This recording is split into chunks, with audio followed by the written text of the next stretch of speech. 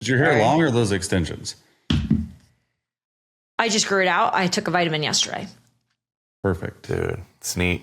What I You like figured. it? Yeah. Nobody liked it at the combine. Really? Yeah. Everyone was like, Wait, did you get hair hate at the combine? I got a lot of hair hate.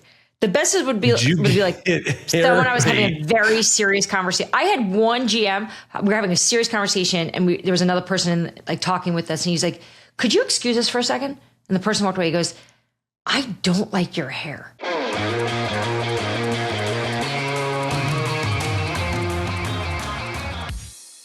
Oh, welcome into Scoop City on a Monday. James Palmer here with you. Don't forget to like and subscribe. Come on, we got all the goods this offseason. We got the whole gang back together as well. The Athletic senior NFL insider Dianna Russini joins us. Chase Daniel joins us. This was like a Monday during the season. We haven't had this in a minute. I dig it. Yeah. Dianna and I are back from the combine. How are the bags under the eyes, Dianna? I'm struggling, throwing some cucumbers, all sorts of stuff. It was a week. Yeah, you got to do the cucumbers. I'm not eating steak for 6 months. I'm not having a vodka soda for about 7 years. Mm-hmm. And I had tomato juice today to just try to, find the nourishment that I lost.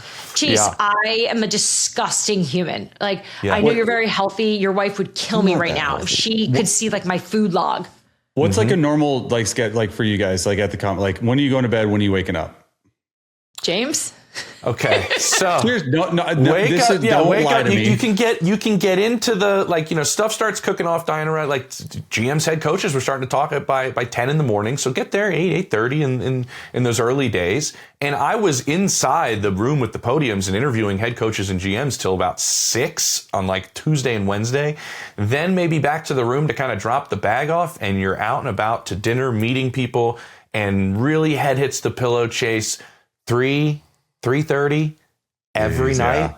These NFL teams love to hang out. They love the nightlife. I don't like that a DJ booth at Prime has replaced Bob Lamont's table. Dianna, I'm not sure I'm a big fan of that. But these guys, and Dianna will tell you real quick, they don't get out of their formal meetings till 11 at night. So the coaches are just getting a late start, seeing each other with a late start. Yeah, and I made the mistake last year of doing a lot of early breakfasts because I just would rather be a little bit more focused, no alcohol around, just a cup of coffee, quick 20 minutes. And I've been doing that with people that I've never met before. So you can imagine what I sound and look like after sleeping for like 3 or 4 hours and then just being like, so I'm Dianna, how are you? And they're like definitely looking at me with judgment. So Chase, it's a beast, but it's so valuable. It's so much fun. And I would say yes, it's cool to like have drinks and dinner with the people you know and see them. But the most valuable part of it is who you don't expect to meet and see, whether it's in an elevator, at a coffee shop, at a restaurant, at a bar. And that's really where you learn how to network and you can get a grip of who all these new people are. Because there were so many coaches that I saw in the halls that I was like, who is that? And I had to go up to them and be like, so who are you with? And then you put it together and figure it out. But there's been such a big change over the last year in this new head coaching cycle that I'm learning a lot of new coaches that are coming from the college world. But in the end, you get home and you have to just kind of digest it all, which is what I'm hoping to do here on the show with some of the big topics. All right, coming up on this show, we are going to have the biggest storylines coming out of the combine in Indianapolis. Is that A.J. Brown? Is that Maxx Crosby? Are they playing for a different team in 2026? Diana's going to get to the bottom of all of that. And then the puzzle pieces. How do they come together in the quarterback position across the NFL? We'll tell you why this is an offseason unlike any other we've had before. And then Chase and I are going to stick with that quarterback spot. Why wouldn't we? And break down 3 different quarterbacks that were coming out in this draft that we really, really believe piqued our interest. Now, Dianna, this is the interesting part about this offseason. We're heading into the free agent world. But because of the landscape of free agency, we've already seen a player-for-player trade with the Titans and the Jets. We just saw David Montgomery now headed to the Houston Texans where they desperately needed a running back. Tell everybody, how many trades do you expect us to have? Because I think that's a very valuable way to get players right now with the way free agency looks to a lot of these teams. Yeah, and that's the problem. The free agency class isn't exactly bonkers. I would say it's about average. And this upcoming draft class in certain positions is just average as well. So you're going to see a lot of teams making trades over the next few weeks in order to try to fill some of their roster spots in hopes to, get the player they need and not have to give up too much. But I certainly was around a lot more people this past week in Indy where the conversations about which players are available that they can go after. And I think that kind of sets the stage for what this is going to be like. Free agency will still be a frenzy and it'll be fun and, stuff will be flying around. But we'll get a sense of more of, if you remember last year, remember Milton Williams went for so much money. We were like, what? That's like the Tyler Lindenbaum this year, right? Like he'll be the Milton Williams of this year, where you're going to see a lot of teams have to overpay for some of these guys because there just isn't so much selection. So I think we're going to see a lot more of these type of trades go down over the next week or so. Good name there, Tyler Linderbaum. Considering Eric DeCosta, Chase told us we are offering already a record-setting contract or a market-setting contract. So he's got to get paid. That's not a team that reveals anything, No. So Yeah, for sure. when they said that was him going, hey, agents, we're not going above 20 mil for this guy. We were already up to probably 18, 19. You want to go to the market, go to the market. And knowing the way Lindenbaum's agent works from my past dealings, he's going to go to the team that pays the highest price, and that's what it's going to be about.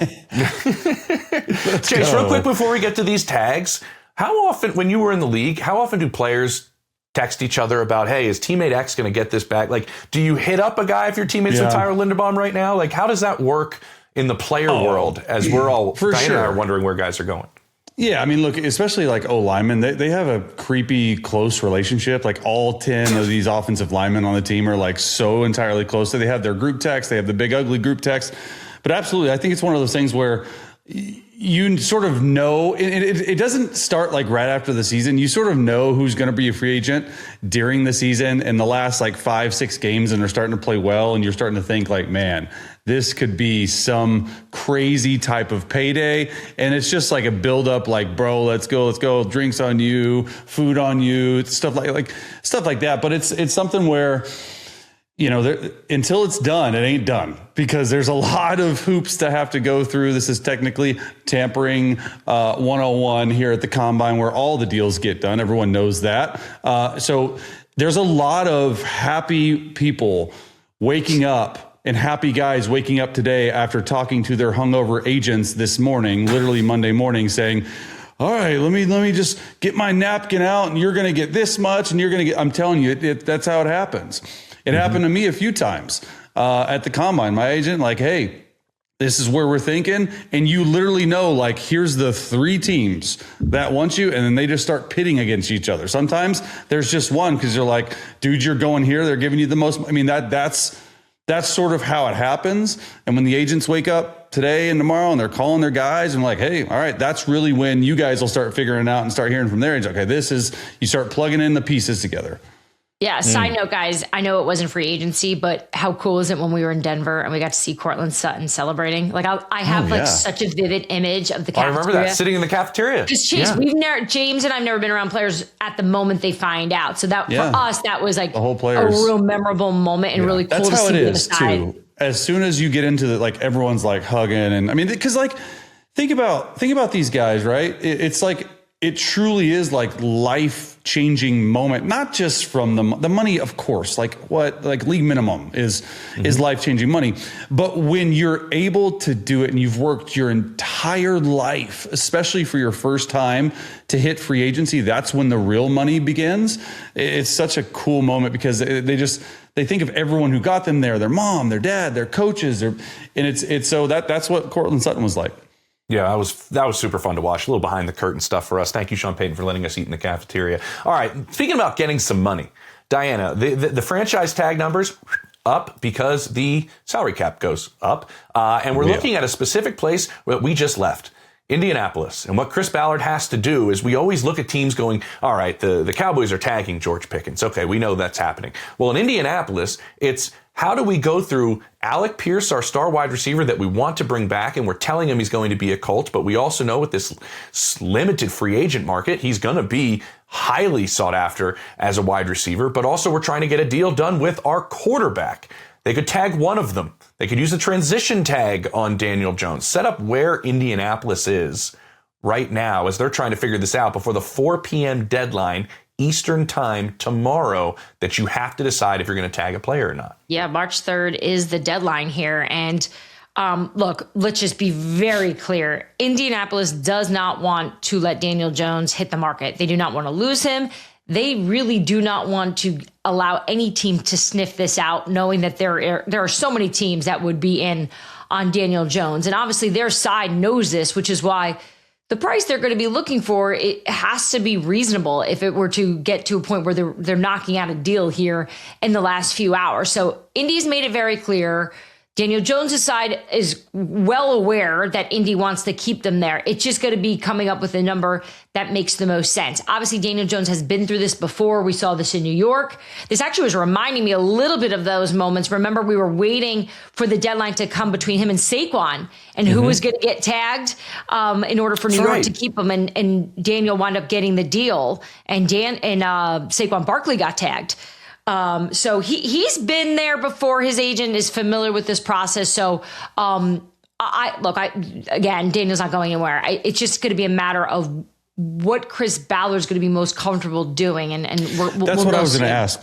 Like when you talk about comfortable with numbers, right? Because let's just use the franchise tag. I mean, it could be him, it could be Alec Pierce, whatever. Franchise tag for quarterbacks this year is just call it $44 million, a hair under $44 million, right? You could technically franchise tag twice. Correct? Yeah. And that number would be, so what is it, 50? I'm not exactly sure, but it'd be higher than 120%. It would have to be the second call it $50 million or so. So that is $94 million guaranteed over 2 years. So just do the math on that. That is for everyone out, that is the starting point for this contract. Like $46 million a year guaranteed for two. I mean, at least if I'm the agent and I'm saying you're going to franchise tag me, we're going, like, that is wild to me to think that number could be somewhere in that range of an APY of $46 million a year, because if they franchise tag them back to back, they can hold them that. It's just, this is nuts. But Chase, if you're his rep and you're Daniel Jones, are you kind of sitting there like Kirk Cousins back in the day? Like, sure. That's what you want to do? Yeah, play the gamble? Or if you're Daniel Jones, do you want a long-term deal? I want a long-term deal right now, because you played good for 2 years of your career, like good, like 1 year in New York and then last year. And you played really like amazing last year. And to be completely honest with you, if you watch the film, the later the year went on, the worse Daniel Jones got. So I would absolutely not bet on myself. I would take as much as I can, get a starting quarterback deal, and run with it. Yeah. Okay. What do you think? Hold on real quick, Dan. I wanted to ask you this. They have the ability to transition tag him as well, right? This is something that is clearly at play. And to clarify this for everyone, the transition tag would be $37.8 million. What's the difference? Well, the franchise tag is taking the top 5 salaries at the position over the last 5 years, putting that together, coming up with the formula. It's the top 10 over the last 5 years for the transition tag. Now, the difference also is you can talk with both of them to other teams, really. Within the transition tag, a team can put in an offer sheet. The original team, the Colts, can match that offer sheet, and then they would get Daniel Jones. If they don't match the offer sheet, Daniel Jones would go to the other team, but they in turn, Dianna, would get no compensation for Daniel Jones at all. He just leaves the building. Is that in play for Daniel Jones, the transition tag? It is in play, but as you were laying that out, I was thinking to myself, who's the team that is calling Daniel Jones first? Yeah. I know. Who is it? Is it the Vikings? Like, who's going, oh my gosh, we could get him? Imagine? Man. I mean, for $30 million more than what they offered last year. And that's the part that's mind blowing. That $14 million last year. Well, their GM. And maybe is Chris Ballard thinking that, Dianna? Like, who else am I bidding against? I want Daniel Jones. He works with Shane Steichen and us.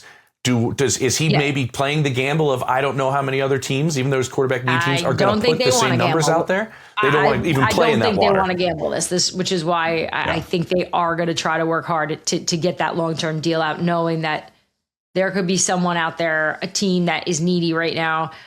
We got the Vikings, the Browns, the Cardinals, the Dolphins, the Steelers, the Falcons, all looking for quarterbacks.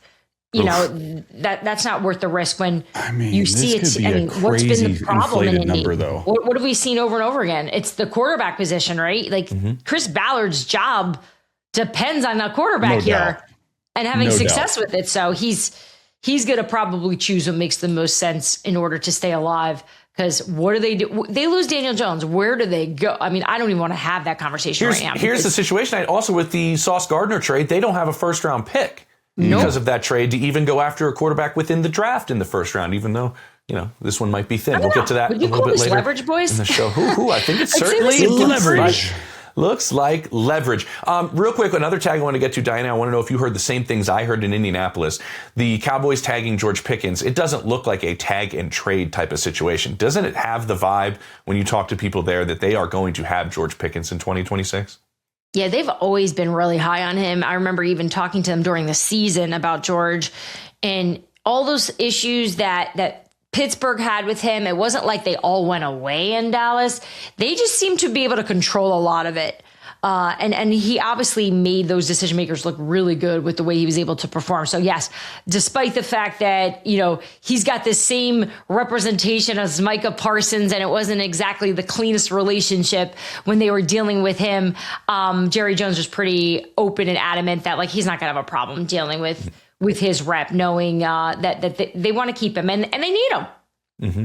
Yeah, they think they have the best offense in football, right, Chase? Like, yeah, if George Pickens is there, Javonte Williams just came back. This could be the number one offense in football.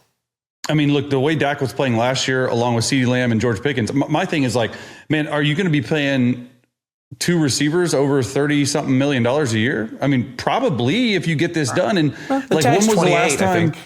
Yeah, but you know, it's so close. You know, but like if you end up getting a long-term deal, Pickens is going to be looking for $30 million a year, and you're like, I can't tell you the last time. Right? You got Jamar's at 40, Justin's at 35, CD's at 34, DK 33. Garrett Wilson, 32. Terry McLaurin, 32. Mm-hmm. So he's going to be looking for 32. Like, I would imagine he'd slot in somewhere to there. Like, I can't tell you the last time two teammates had over $32 million a year deals. Since he's right there. T. Higgins is at 28. So they're right there. Well, but I'm saying that's not point. Two over 30. Yeah. You know, it just takes up a lot. Now the salary cap's what, $300+ million. So it's taken up a lot of that space, but it'll be interesting to see. I do like the fact though, that George Pickens and what he was able to do, like he is a true outside receiver. You move CD all around. You have those guys. You have the tight end, Javonte Williams. You have all these guys. You figure out that offensive line, some things.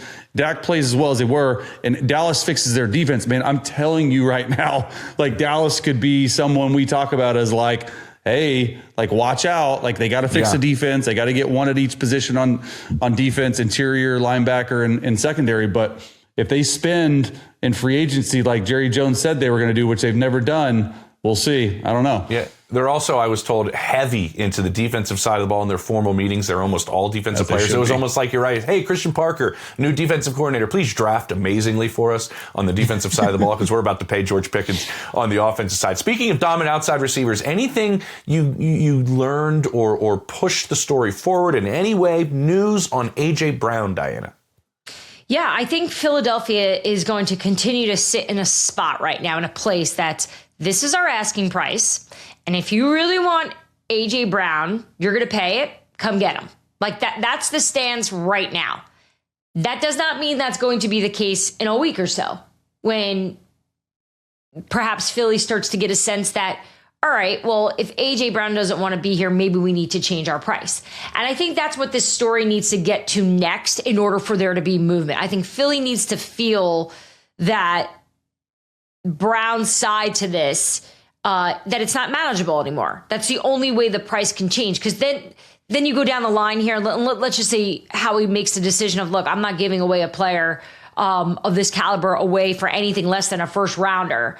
Then, okay, so now A.J. Brown's on the team, but it's not working. Then we get through it's just too much drama. Would you guys all agree? It gets too complicated.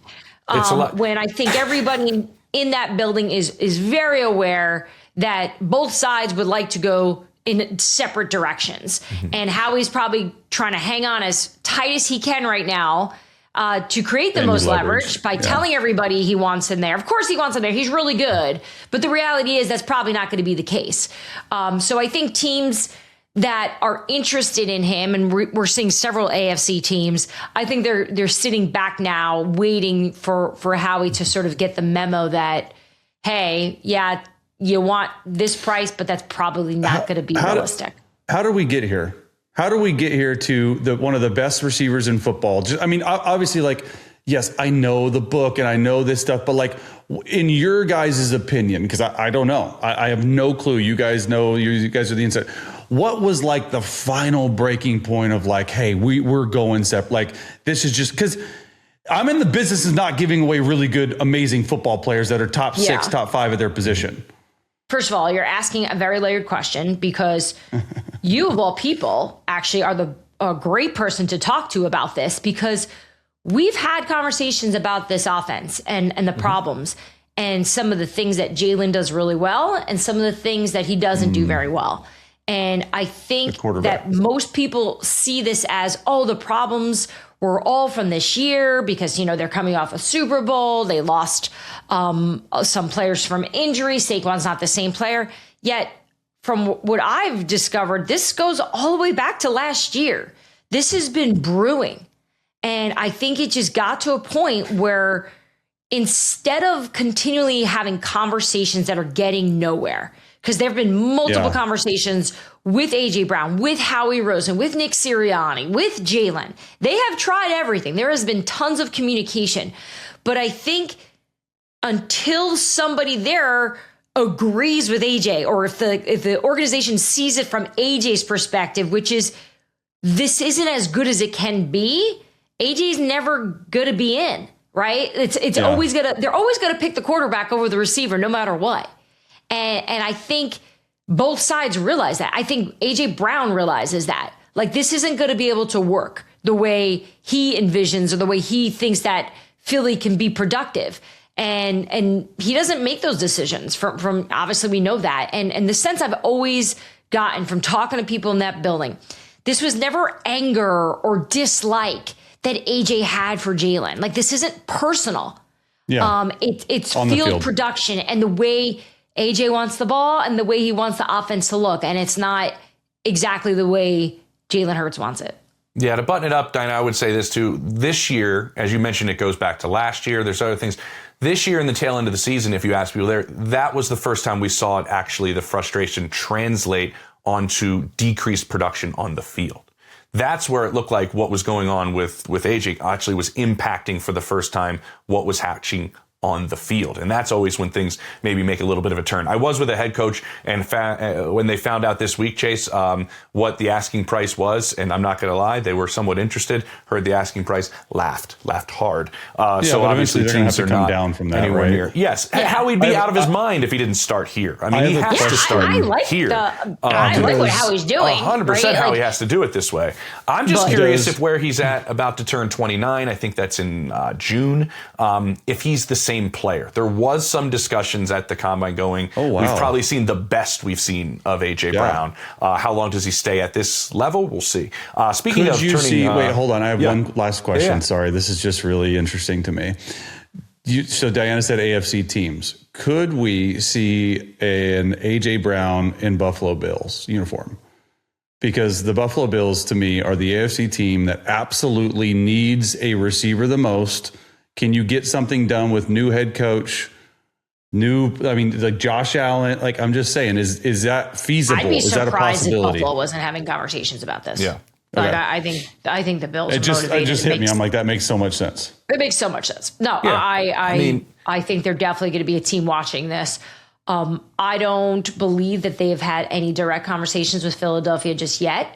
But I can tell you they are definitely looking at wide receiver. Yeah. So, that makes sense. So that was Josh Allen, a big body wide receiver on the outside, Dianna, that you can go to on third down and he will win with physicality and all sorts of things. Okay, sign me up. Wouldn't I did have a conversation with Joe Brady at the combine where he did tell me, keep an eye on Khalil Shakir. I want to use him in more ways than I have been as a receiving threat. That was kind of interesting. All right, how about to the other guy that everybody's talking about at the combine, Maxx Crosby, Dianna. You and I sat at a folding table table in the convention center, talked about Max a little bit. Do we have any further information from that conversation last week? Yeah, I think there's a little confusion because you see people, and I say people, it's like fans that are frustrated because they can't even imagine someone like Maxx Crosby not being a Raider. And the sense I'm getting is that's another situation where the price is a little too high for teams right now. That doesn't mean it's going to change. I think Las Vegas is very honest with themselves about the reality of the situation with Max. And that's he wants to play somewhere else. And they know that. And I think they're helping and open to exploring it. But from what I sense, it's just teams are being a little bit hesitant to being aggressive towards getting a deal done at this moment. Of course, that could change. The Dallas Cowboys could call them tomorrow and be like, here's what we got. We're doing this right now. But that's one I want to watch, see, because right now the price being close to, we'll call it the Micah Parsons like trade. I don't believe that's going to be it. Like it's got to come down in order for a team to do it. Yeah. That's a tough number to get to, right, Dianna? Because you have age, you have the way he plays. I mean, I'm not putting that as a knock, but the guy puts everything into every single snap, and you're getting closer to 30. How many years do you have him? I had an interesting conversation with John Spytek, who, when I asked him, you want Maxx Crosby, has Max conveyed to you that he wants to be there, Chase? And he said, well, we're not going to get into the details of what's going on right now. So, yeah, I think there is some back and forth going on there. It's and you're never going to hear anything from Max or his camp about those conversations. He is a loyal athlete that really, I think, wants to do this with respect and do this, with respect to the fan base and to the owner. Mark Davis and Maxx Crosby have a really strong relationship, but I think everyone knows, which is that Max is in his prime years and he wants to go win a Super Bowl, and this Raiders team is not in a position to win a Super Bowl at this moment. Yeah. It was interesting, Dianna, too. Spytek, Chase, I know what you're doing. No, Chase is rolling his eyes at me because he's going, okay, maybe you're not ready right now, but why would you give up a Maxx Crosby? If Fernando Mendoza steps in and he has a Jaden Daniels type season and you have a defense, I know what you're doing. So, go. Well, I'm just sort of thinking that, but I'm also thinking like the Dallas Cowboys could use him so much. I heard that a little bit at the combine. I heard that a little bit at the combine, and somebody kind of, when I brought it up, looked at me and went, I wouldn't roll it out. I wouldn't roll it out at all. It's my favorite. My favorite three teams would be the Dallas Cowboys, the Baltimore Ravens, and the New England Patriots are the teams that could you imagine I think him and Milton Williams? I would go, when the trade went there, I'd be like, oh boy, good fit. Highest selling jersey in the NFL, he goes to Dallas. Like that. Oh my goodness. To Chase's point, and Dianna, it's just because you know Chase so well and he's rolling his eyes and he's there and you go, I know what he's saying. I know what he's saying because you know your guy so well. Chase, Spytek did say this to me, and it was wild that he said it on camera. And he said, Clint knows that he's not walking into a team as talented as the one he just left. And I'm like, okay, pretty good. He's like, he knows he doesn't have those weapons. He goes, we have to be very sober in our evaluation of our team and where we stand right now this offseason and where we're going to get to and how we want to get there. So maybe draft picks are a part of that.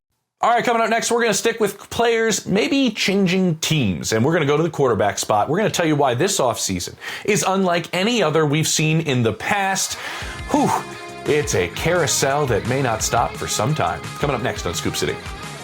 This is an offseason at the quarterback position that we maybe haven't seen before. If you go back a couple of seasons, Russell Wilson gets cut by the Denver Broncos, and you have a guy who's a Super Bowl winning quarterback with a boatload of starts who's now available for the league minimum because the Denver Broncos were paying his entire salary. Everybody was going, wow, this is a big deal. Well, guess what? We may have 5 of those guys this offseason that have the ability to essentially go wherever they'd like to go because money with all of these players may not be an option. Tua Tagovailoa, you're not paying him anything. Really, with Kyler Murray, you may not be paying him anything. So if you're the Vikings, say, Chase, you could maybe be the pick because people might want to go there. If you're the Jets, might be a little different vibe. And the Jets might have to trade for somebody. There are so many moving parts we wanted to get into with this.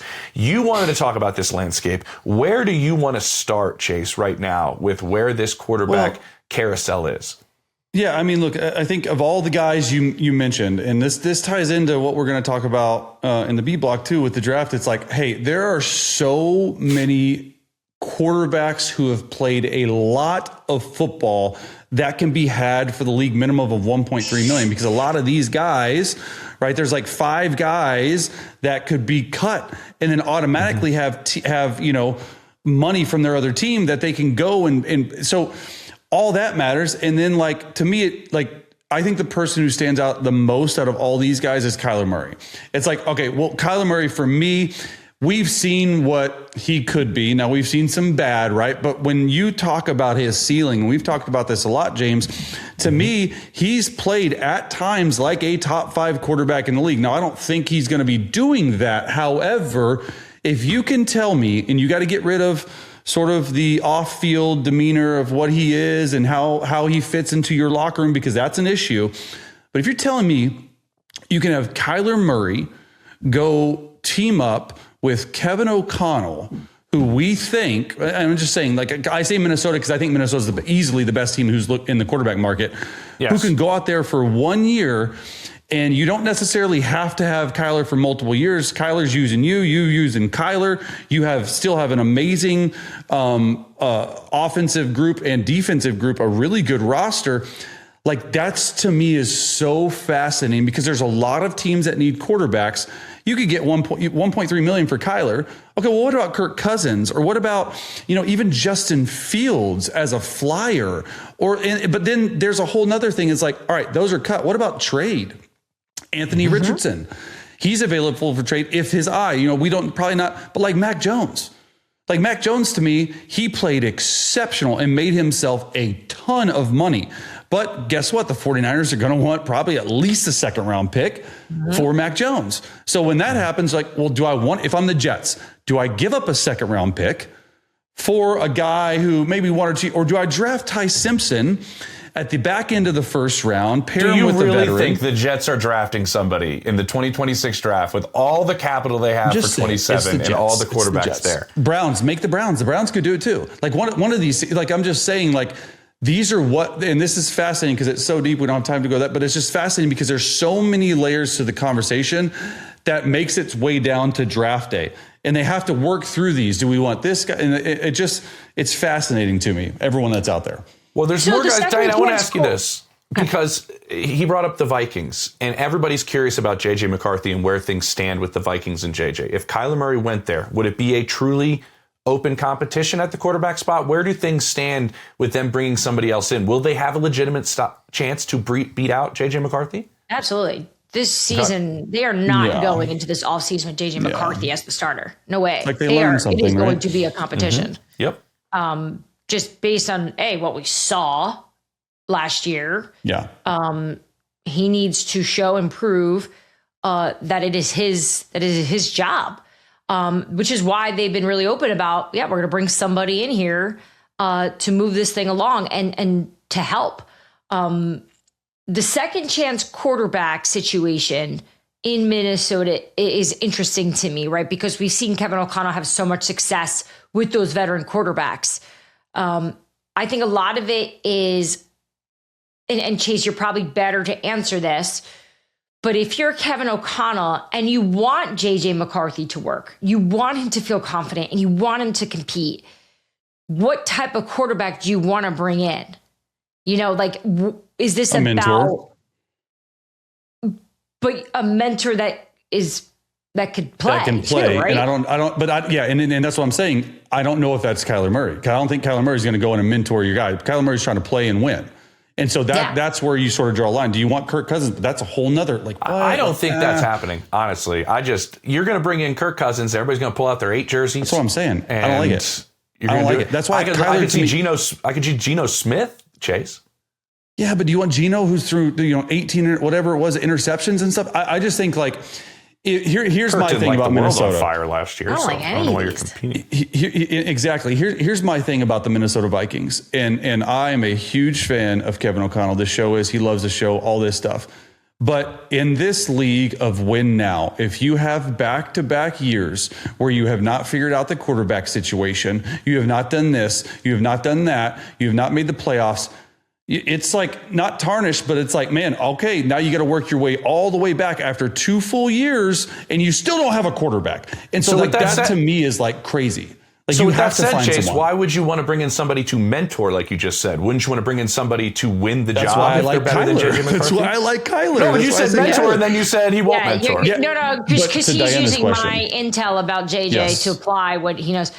You shouldn't like Kevin that much. When I saw him, he was like, "Hey, when are we doing our podcast?" Which I'm like, "Well, that means that Chase would have to be out." No, dude. Yeah, I know, he wants it. He's such a wannabe media member. It's funny. No, I do think there's a delicate situation there. And when I say delicate, it's because there is belief that JJ has potential, but everything needs to go the right way in order for that to happen. Yeah. And this is a roster like we saw last year that I still believe could make the playoffs, could be really good. No doubt. We talked about it on the show. I mean, they have Sam Darnold this year.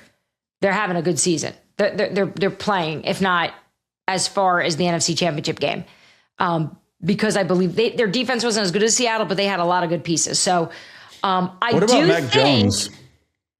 I think Mac Jones makes the most sense. It's just I don't know if they're going to be willing to give that up to bring in somebody. Like Mac Jones was the first name during the season that I was thinking about. I'm like, Kevin's going to go call Kyle right now and get that done.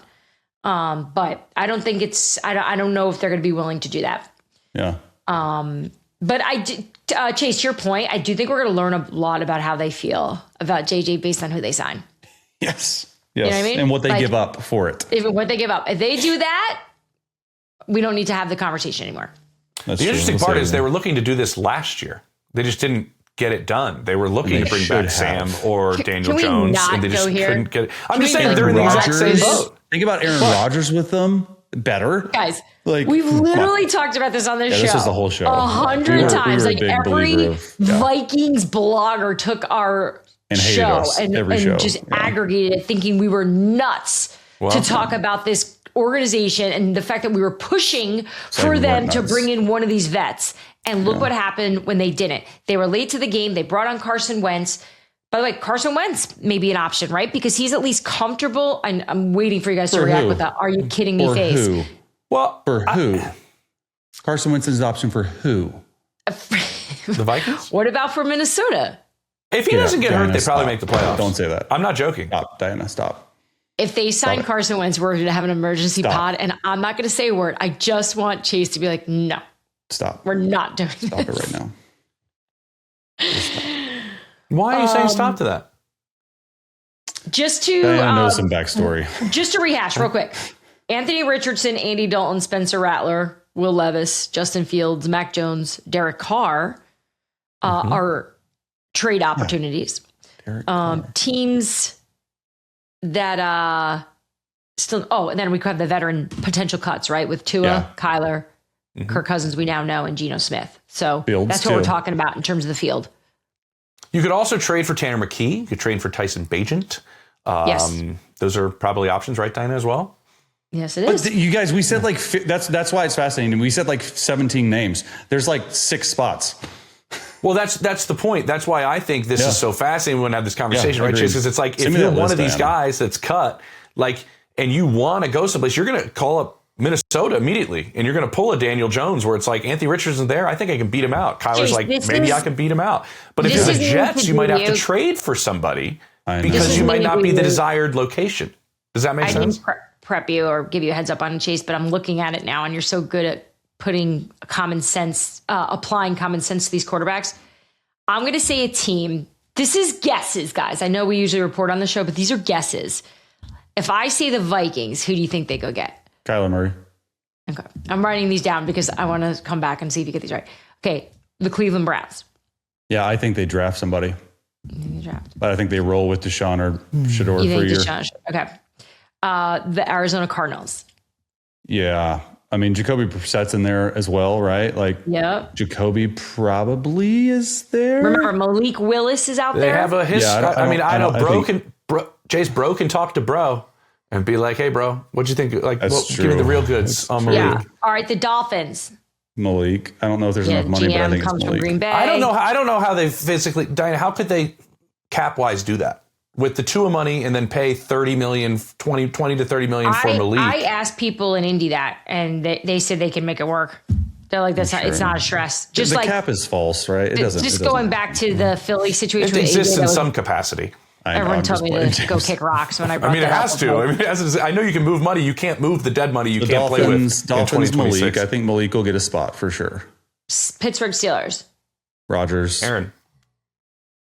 Colts. Daniel Jones. They'll get it worked out. The Atlanta Falcons. Yeah, that's the one that I could I would love to see.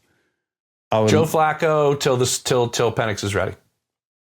I would think Flacco, but to me, actually, I don't think Mac Flacco Jones and Kevin Stefanski's offense makes a lot of sense. I mean, killer. I think we can all agree if Mac Jones they're also lacking picks because of the Pierce trade. He's our favorite trade candidate. But would they let him go for a third round versus second? They hold all their cards. I don't believe so. He could just go back and make they more money. They were adamant around the Super Bowl when I was poking around on it. Was like, we're not moving him. AKA, go get us. I don't think Tua has a spot. This whole thing, I don't think Tua has a spot somewhere. It's for backup. I would think, backup or compete, because I would think for $1 million, you're going to bring Tua into your building. I'm just saying, no doubt, but I don't even think he competes. I don't think he gets. I don't like it. I don't know. All right, these will be interesting to circle back on to see how this plays out. It's I find it very entertaining because it's not clean. I feel like you usually can connect these guys around this time, but there's you didn't say the Jets. That's the number one. Oh my gosh, I didn't even put in the Jets. That they're the number one team that I'm what are they going to do? What do they do? And okay, I'll give a scenario. Yes, go, James. What if Tua is lacking opportunities and Tua goes, I'll come for 1 year on the league minimum to rebuild myself up so I'm more marketable in 2027. And the Jets go, that's great, because we'll have a new quarterback in 2027 because we're going to take whoever we want at the top of the draft in 27 with all the capital we have. You use us, we use you for 1 year, and we both can maybe benefit from how we bridge ourselves to 27. Tua would get absolutely crushed if he went to New York. I don't think Aaron Glenn does that, but I like that idea. Yeah. I mean, Frank Reich. They have to have somebody. That's what I was thinking. Kirk Cousins, to me, and Frank Reich. I know Frank. I was in the room with Frank. I know Kirk. That to me, boom. Kirk is I know I'm the guy for a year. Let me go out there and compete. Let me get some New York money. Let me go to CBS because he's going to end up on the desk there after he's done playing. Let me just do 2 jobs. Maybe he does TV while he does for real. That to me makes a lot of sense. So that's why there's been a lot of rumors about Kyler Murray to New York. And I'm all for it until I hear Frank. It's part of the do you think Kyler Murray fits in a Frank Reich offense? That seems no. Not even close. Doesn't make sense to me either. What's Kirk's incentive to go to New York? He's not going to win. Here's the deal. As players, though, you got to look at the players. He might not have another chance to play, bro, and start. That's the same point of Tua. Yeah, but I'm just saying at this point, though, there's only so many spots. You're going to want Kirk Cousins. I'm going to want Kirk Cousins over Tua. And Kirk Cousins may have 1 or 2 spots to go to start. At this point, it's about, can I play and start? Kirk's not going to go somewhere and sit. Kirk showed enough he can play and be a mentor and all that stuff. So that's why I think it's New York. Interesting. You take Kirk Cousins over Tua? I would. As a player right now in 2026? Yeah. Wow. It's weird. I know. No, hot take. I don't think that's hot. I'm shaking my head. James, I'm surprised that you think that they're. I think Tua is somewhat broken. I do, but I'm just looking at it. 2 years ago, he led the league in passing last year. He led the league in passing, led the league in completion percentage. When he's playing well, he's very good. It's just. Totally. Also, I would argue that looking back on the film, Tua was a product of the system a little bit. A huge product. I think Mike did an awesome job. I think Tua is actually cheaper Mike did than a great Kirk job right now in this situation. Yeah. Here's what I want. I want Kyler and Tua to be our second chance quarterbacks of next year. I want us to be laughing. We love a redemption story. Yeah. I don't think it's going to be comeback, Tua, guys. Okay, I love it. All right, this was outstanding. This was great. I'm being told, texted multiple times, hey, wrap this up. I said, no, we're not wrapping it up. This is too good. This is awesome. Blocks. Coming up next on Scoop City, we're going to talk about the quarterbacks some more, but how about the ones coming into the NFL in the draft? Chase is going to break that down next. Scoop City. Welcome back to Scoop City. James Palmer, Chase Daniel with you. Chase, I know you're watching everything with these quarterbacks. Some of them maybe didn't throw, like i.e. Fernando Mendoza, but he was in Indianapolis. He was meeting with teams. I believe he did meet with the Raiders. Raiders.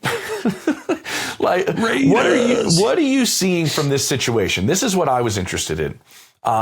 What do you see about the strengths and weaknesses maybe he has coming in specifically to the situation that he's in Vegas?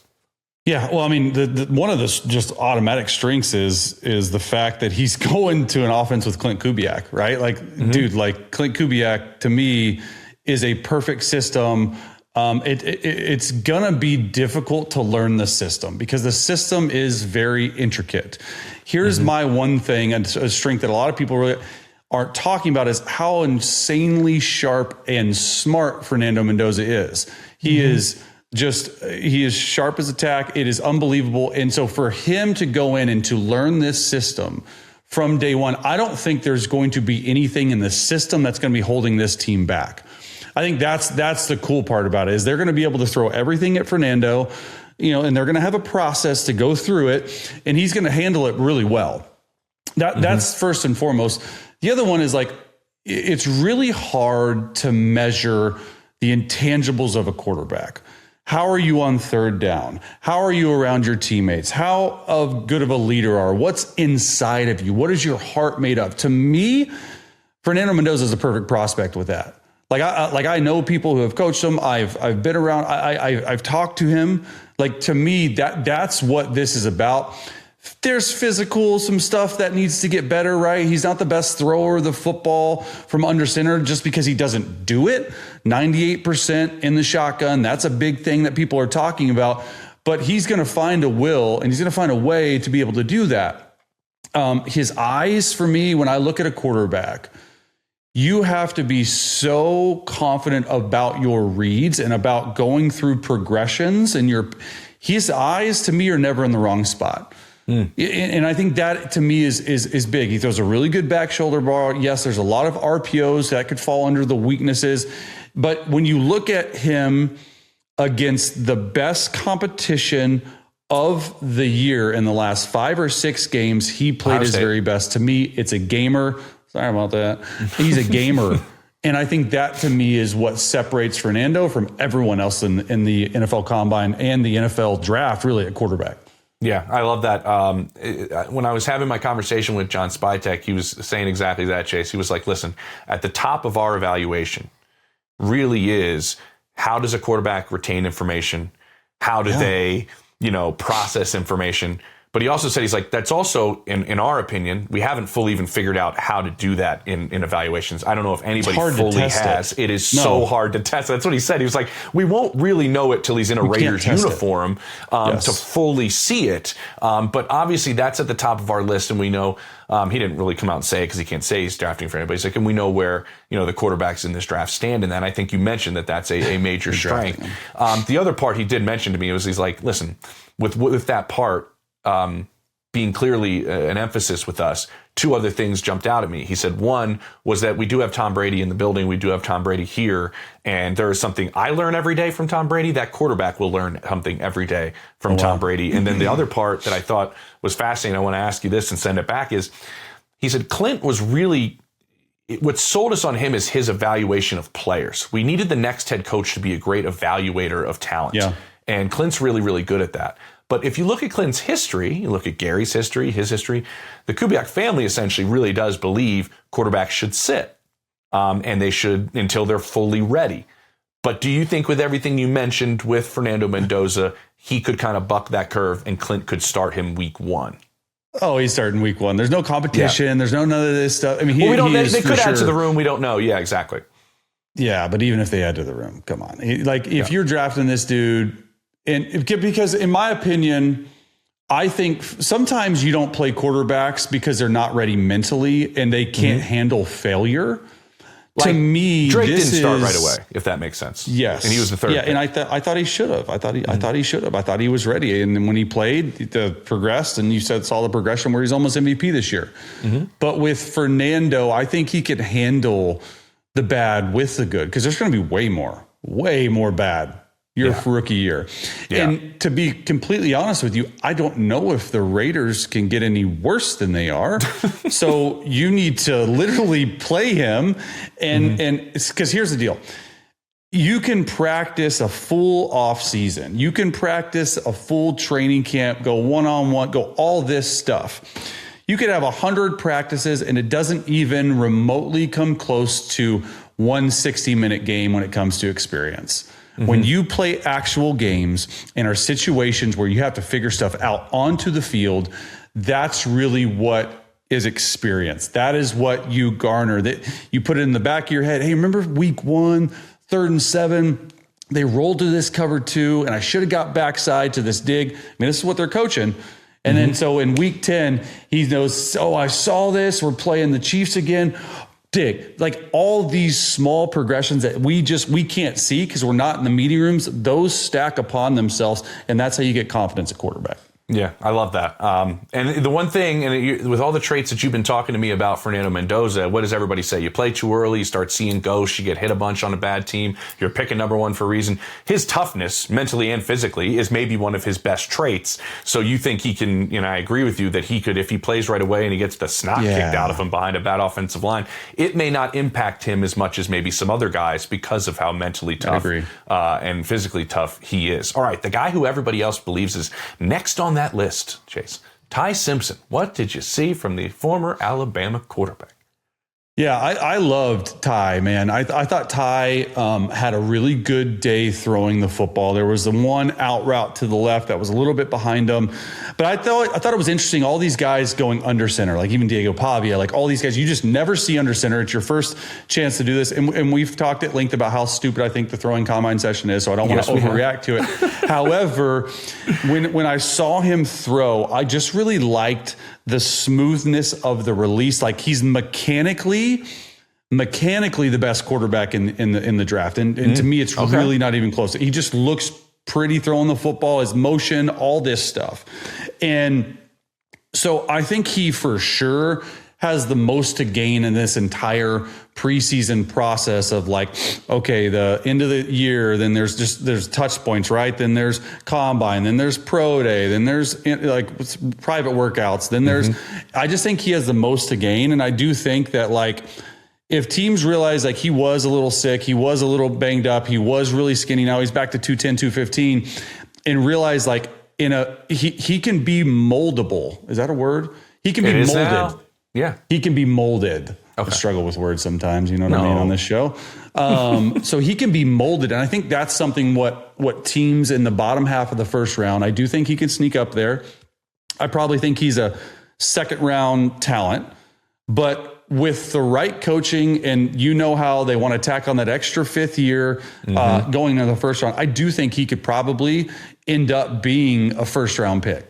I think you're spot on with that. From everybody I talked to in Indianapolis, it was this part on, and it's funny that everybody goes, well, why is he going to climb and crush this part? He's not playing any football games, but he is showing you his knowledge of football. He is showing you, like the moldability of him as well. You do have somebody there that I think you can seriously work with. And when you talk about the best mechanics, I mean, that's going to make coaches go like, yeah, okay, let's start working with that. I did talk to a head coach who said, I'm not going to tell you who, James, but somebody wants him in the first round or else he would have went back to college. And his analogy to that was he was going to get $6 or $7 million if he stayed in college for another year. Somebody told him they're taking him in the first round. How about a fit real quick before we move on? What if like Arizona at 34 if he was there and Mike LaFleur's there? Yeah, I mean, it's great. That's what, here's the thing. You don't think he gets to 34? I don't think he gets to 34. Yeah.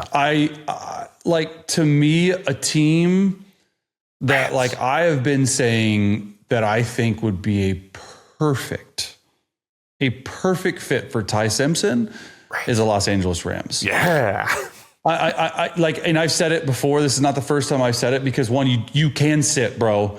You don't have to have the pressure. You can learn from McVay. You can mentally get on another level in terms of what are we doing and how are we doing. Very few college starts. Yeah. Very few college start. And to me, to learn from Stafford, even if it's for 2 years, I mean, you look at Jordan Love, he sat for multiple years. Mahomes even sat for a year.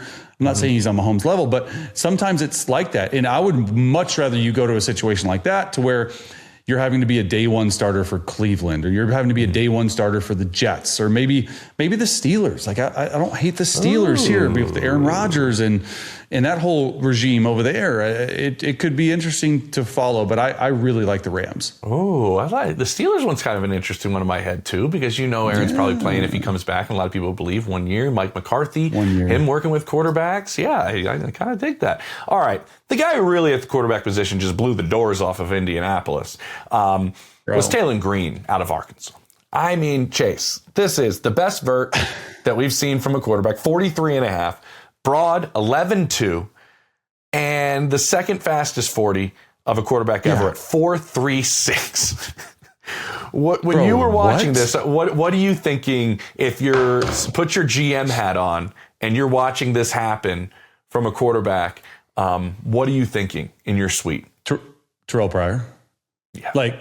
But also like, look, I actually watched some Taylen Green tape at Arkansas last year, and it wasn't amazing, but there was that knack of like, okay, can move, get open, like first progression there, if not scramble. So like, if you're a guy, if you're a GM, if you're a team who needs good football players, athletic football players, you got a 4.36. 44 almost vertical jump, can jump out the gym, 11.2 broad. Like, dude, take a flyer on the guy. Yes. Have a package for him at quarterback. He can throw. He's just not an everyday thrower. Like, you can build something with him, whether it be a tight end. If he's 6'6", like, does his frame, can he put on 30 pounds? I mean, like, to me, I just thought that, like, here's the thing about the combine, James, you know this. It's like, you can't really, in my opinion, hurt yourself from a combine. But I'm always looking for that one guy who just like blows the roof off and just gets way more attention now than he ever had. And that's this guy. That's Taylen Green. Like, I don't care. And I'm not talking about at quarterback. I'm talking about you have a guy who's cerebral, who's smart, who can play some, who can throw some, who can run around, who tests out the water. No one in their mom was talking about Taylen Green until the combine. Now, everyone is talking about, well, what can we do? And then teams are going back, well, can we do this? Can we do? So I just thought that, like, to me, he was like, it was an MVP performance because he put his name on the map. He really did. All right, I just popped in my head while you were saying that, and this is a little inside baseball. You were always a player rep. You know about the CBA, and you know about how things have changed over the years in terms of the amount of reps and time that is involved in practice. When I look at Taylen Green, tell me if I'm wrong, in the old days where you would have many more reps, much more time on the field, more guys out there, would that world have benefited him better than maybe today's world as you're taking a flyer on a great athlete, but how many reps can you give him in your building once you draft him wherever? Does that make sense? No doubt. I think so. I'm 100% with you.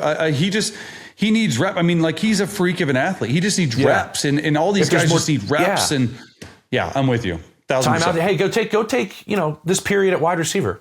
Like, go like, let's get a tight end. Spread out. Let's see a goal line fade, bro. Let's see it. You know what I mean? I mean, like, that's just from now he has to be willing. I mean, Terrell Pryor waited, you mentioned that, till I think he was 27. And then he had a 1,000-yard receiving season. I think it was in Cleveland, right? Like, he did. It was what an athlete. I mean, it was like very comparable. So we'll see what the future holds. But we love, and coaches do, right, Chase, of like, wait till I get my hands on this guy. I just got to see because these traits just don't come around. Yeah, it's just really, really, really cool. All right, that'll do it for Scoop City. Chase, appreciate it. Dianna, thank you so much. Obviously, always that quarterback chat was just. How long could we have gone, Chase? What do you think? The whole thing. The whole thing. Multiple days. multiple days. We were still talking about it in the break. You and I.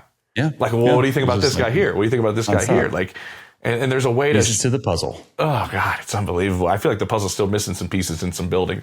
Maybe they got to look under the couch and see if they can find them or in the cushions. Yeah. Awesome, buddy. Good seeing you. I'll see you, I'll see you around. See you around. Thanks for watching Scoop City. Don't forget to like, subscribe, and feel free to leave a comment. New episodes of Scoop City drop every Monday, Wednesday, and Thursday.